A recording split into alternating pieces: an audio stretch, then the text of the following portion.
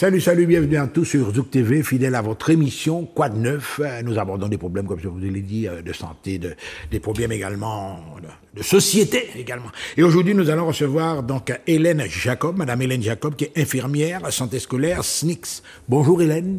Bonjour. Alors, et nous allons parler, me semble-t-il, de la réforme de santé scolaire qu'a annoncé la ministre. Voilà, donc je remercie Zouk TV de me donner l'occasion de parler de cette réforme de la santé scolaire qui a été annoncée la semaine dernière par la ministre Elisabeth Borne dans le cadre des assises de la santé scolaire. Et il y a des points qui t'interpellent là-dessus. Oui, alors je tiens à préciser que là je m'exprime en qualité de secrétaire académique du SNICS FSU, oui, qui signifie le syndicat national des infirmières conseillères de santé, et voilà, rattaché à notre fédération qui est la FSU. Donc oui, alors c'est sûr que la santé des élèves nous inquiète énormément, nous les infirmières, et pas seulement, hein. Parce que nous constatons, alors je dirais depuis le Covid, ça s'est aggravé, mais la santé des élèves, nous avions déjà des indicateurs avant le Covid d'éléments inquiétants. Ouais. On va dire que depuis le Covid, on est vraiment inquiète et on pense, et pour nous vraiment cette réforme est vraiment inadaptée, ne répond pas aux besoins des élèves. Aux besoins des élèves en général, ou aux besoins de la jeunesse actuelle, etc., de toute une société. Donc, quels sont les paramètres qui te permettent de tracer... Voilà. Ouais. Quand je parle de la santé des élèves, c'est vrai que c'est important la nuance parce que en tant qu'infirmière de santé scolaire, infirmière conseillère de santé, le cœur même, le sens même de notre recrutement à l'éducation nationale, c'est de permettre la réussite des élèves. Donc nous, on est embauchés pour vraiment favoriser la réussite scolaire des élèves en réduisant les inégalités justement en matière de santé. Autrement dit, ça dépasse l'image de l'infirmière scolaire qui guérit les bobos, un élève qui tombe dans la cour, etc. Donc ça va beaucoup plus loin. Et vous êtes associé directement au corps enseignant. Voilà. La mission d'enseignement. Ouais. Voilà, c'est exactement ça. Et c'est ce que l'on revendique et c'est ce qu'on craint de perdre dans le cadre de cette réforme annoncée, puisque nous faisons partie des équipes éducatives des établissements. Nous sommes au sein des établissements scolaires et en cette qualité, nos collaborateurs directs sont les enseignants, sont la vie scolaire. Les parents aussi parfois. Les parents d'élèves évidemment. Ouais. Les élèves qui prennent des missions de délégués. Voilà, on va s'appuyer vraiment sur le milieu scolaire. Et après, notre rôle aussi, c'est d'être un pivot, d'orienter les élèves en cas de problèmes de santé repérés, parce que c'est aussi l'une de notre missions, de prévenir, de repérer. Et dans ces cas-là, on est aussi un personnel qui permet de faire le lien avec les personnels extérieurs, les professionnels de santé, les médecins, les psychologues, l'hôpital, les centres, les CMP, les CMPP, la maison des adolescents, etc. Toutes les structures de santé du territoire. On va faire un flashback, donc on peut constater d'après tout ce que tu dis que ça a évolué effectivement et après le Covid, ça s'est accéléré carrément. Donc les conditions mêmes, donc l'élève il lui faut une bonne alimentation, on va parler des menus qui sont proposés à la cantine scolaire, on va parler des activités sportives également, est-ce qu'elles sont respectées, et puis on va parler également d'une certaine hygiène que tout individu doit avoir, en premier les élèves quoi.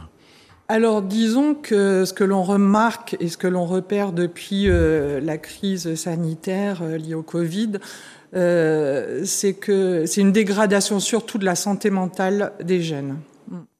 Et c'est ce qui a amené justement cette réforme, parce qu'on est vraiment très inquiet avec des enfants qui expriment alors beaucoup d'angoisse, beaucoup de stress, des idées noires, des phobies scolaires, un mal-être vraiment important qui peut amener au pire. Donc je parle du suicide ou des tentatives de suicide.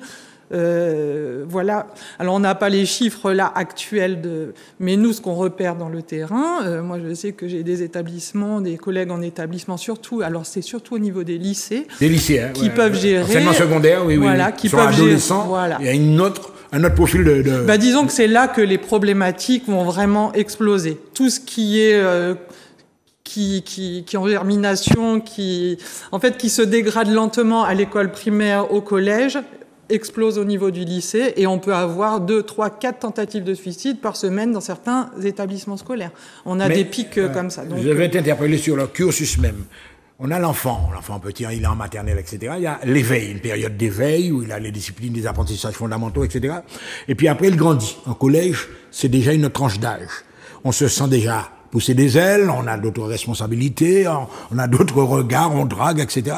Mais en lycée, surtout, la première partie, je pense que c'est là qu'il faut être assez... Enfin, depuis l'enfance, peut-être, il faut surveiller tout ça. C'est depuis l'enfance. Un cycle qui s'étend. Oui, c'est depuis l'enfance, puisque... Et c'est ce qui est parfois décourageant, c'est de pouvoir repérer des situations compliquées, des situations de mal-être et en fait d'observer, faute de moyens, faute de personnel aussi, observer la situation de l'élève se dégrader lentement jusqu'à ne plus pouvoir être contenu au niveau du lycée. Alors, c'est vraiment triste en fait ce qu'on fait à nos jeunes. Est-ce que c'est pas un peu tard? Il est jamais trop tard. Il est jamais trop tard pour ce qui concerne les jeunes. Et voilà, je reste optimiste. Les jeunes sont l'espoir, sont l'avenir, sont le monde de demain. Mais par contre, c'est à nous les adultes de faire ce qu'il faut. Ouais. Alors justement, Hélène, avant, je ne sais pas si ça existe toujours, il y a les dossiers scolaires. Les enfants sont suivis. Et quand un enfant, par exemple, qui sort du collège, etc., qui entre en lycée, est-ce que le suivi est fait? Est-ce qu'ils en tiennent compte également, les chefs d'établissement et le corps professoral? J'ai du mal à te répondre parce que je suppose que oui, en tout cas... Il y a des signalements déjà, oui. Oui, les choses sont faites, mais après, comme je le disais, il manque des professionnels dans les établissements scolaires. Aujourd'hui, on a une infirmière pour environ 1600 élèves. D'accord? Donc, en fait, c'est... Ça peut arriver également de couvrir 2 établissements? Mais oui. C'est pas normal. Personnellement, je suis infirmière en interdegré. Donc, les infirmières en interdegré sont rattachées à un collège et interviennent également dans le premier degré, donc dans les écoles de rattachement du secteur. Ouais. Donc, pour moi, j'ai 5 écoles rattachées à mon collège. Donc, ce qui signifie que l'infirmière n'est pas présente au quotidien dans l'établissement scolaire. Et c'est ce que revendique le SNIC FSU, avec la FSU, qu'on ait un poste d'infirmière pour 500 élèves. Ce qui permettrait le suivi dont tu parles et d'améliorer la prise en charge et l'accompagnement de nos jeunes. Oui, mais là aussi, on aborde un article. Est-ce que ça intéresse les jeunes de se former comme infirmière, la formation même? Est-ce que ce corps de métier, il intéresse est-ce qu'on peut trouver des infirmières comme tu vois, les déserts médicaux, par exemple, est-ce qu'on peut trouver des... Oui, les infirmières, oui, dans les IFSI, chaque année, il y a des candidats qui sont refusés. C'est pas le métier attire toujours parce que c'est un métier riche, c'est un métier fascinant. Prendre soin de la population, prendre soin des autres, ça reste un métier qui plaît, mais c'est un. Donc la vocation est là toujours. La vocation est là. Ouais. Après, j'ai toujours dit, la vocation est là, l'envie est là, mais les moyens ne sont pas là puisque ça reste un métier largement féminin et pour ça, sous-payé, mal reconnu. Voilà. Donc, tes inquiétudes du côté du syndicat, ça relève plutôt de quoi? Du salaire, des conditions de travail, ça englobe un peu tout, quoi. Ça englobe. Et la ministre, alors rappelle-nous quand même quelles sont les réformes qu'elle propose.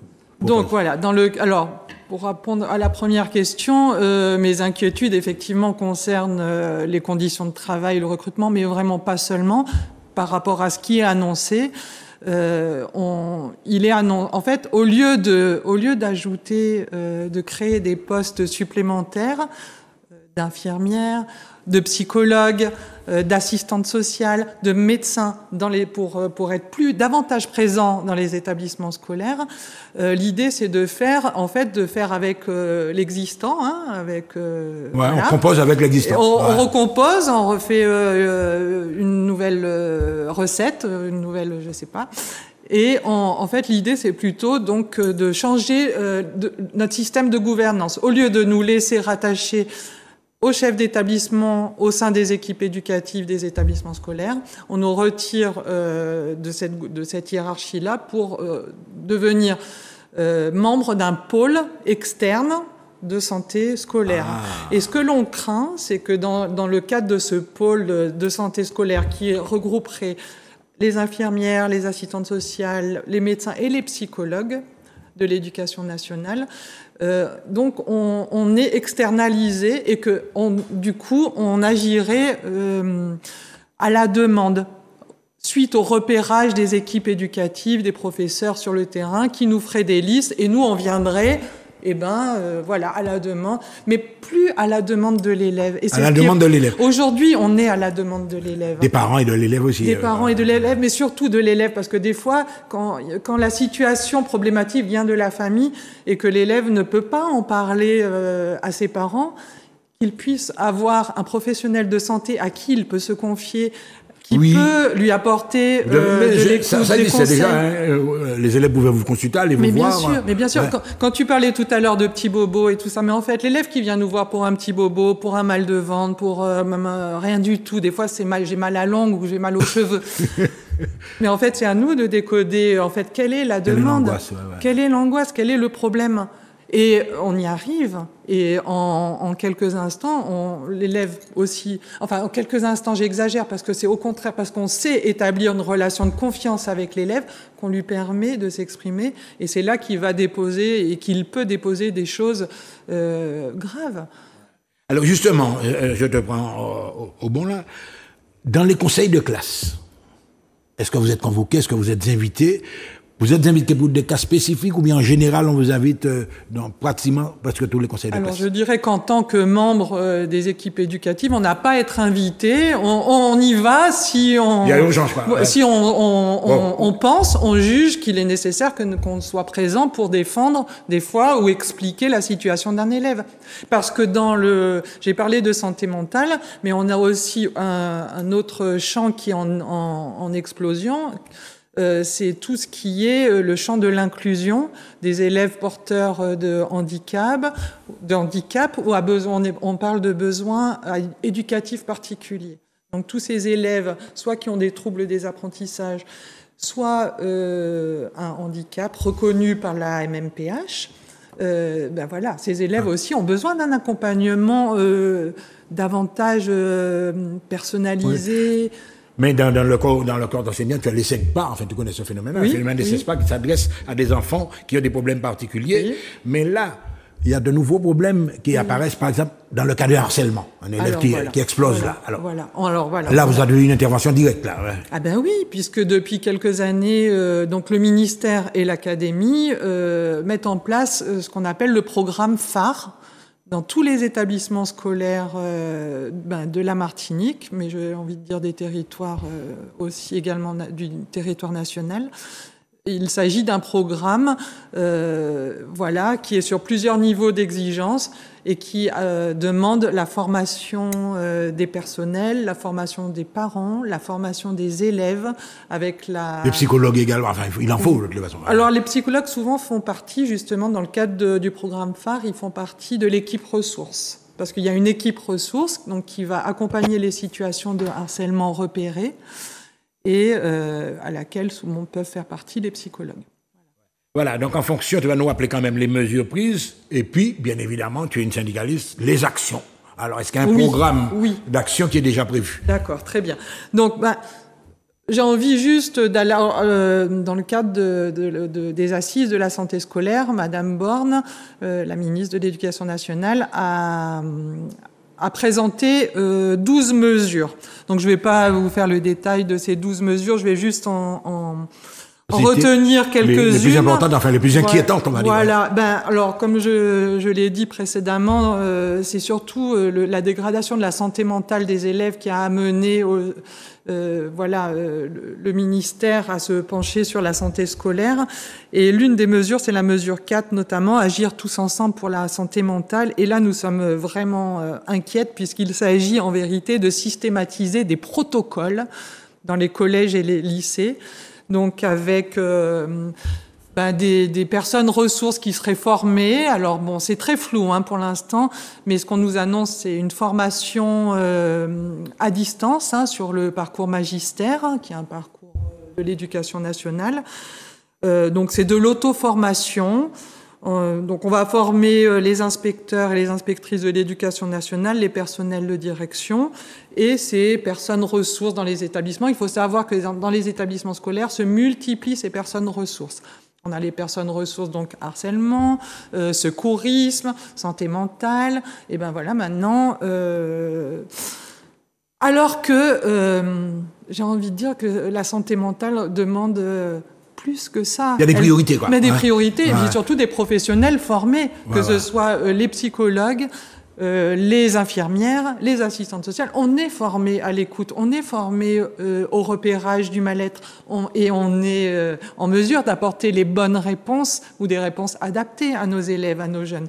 Quand on est enseignant et qu'on est formé sur un parcours à distance quelques heures, je pense que ce n'est pas suffisant et que ça peut être vraiment source aussi de stress pour les collègues professeurs, de se retrouver avec, vous voyez, des confidences d'enfants qui veulent mourir, oui, ou qui vous racontent qu'ils se font violer, mais qui font des fugues, ou qui font des fugues, ou qui se scarifient. Quelle va être la réponse du professionnel Alors, on arrive dans la dernière ligne droite. On va être clair, quelles sont les actions dans les jours à venir que vous allez mener. Alors, très important, et merci de revenir là-dessus. Alors, les infirmières de l'éducation nationale du SNICS FSU se mobilisent le 10 juin à Paris.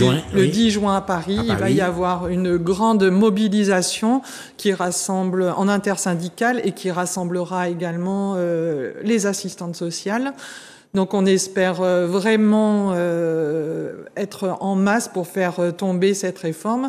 Et en Martinique, le même jour aussi, il y aura En Martinique, il y aura un congrès. Le 10 juin aussi. Alors on est moins nombreuses. En Martinique, on est 70 infirmières. Voilà. Mais on aura une action le 10 juin pour faire parler de nous. Vous avez des représentants à Paris aussi, certainement. Il y a nos représentants du syndicat. À l'échelle nationale. Et le relais sera fait sur le territoire martiniquais. Voilà, mesdames et messieurs, vous avez compris que dans la santé scolaire, il y a beaucoup de travail à faire et beaucoup de choses surtout à changer. À très bientôt sur Zouk TV. Merci Hélène.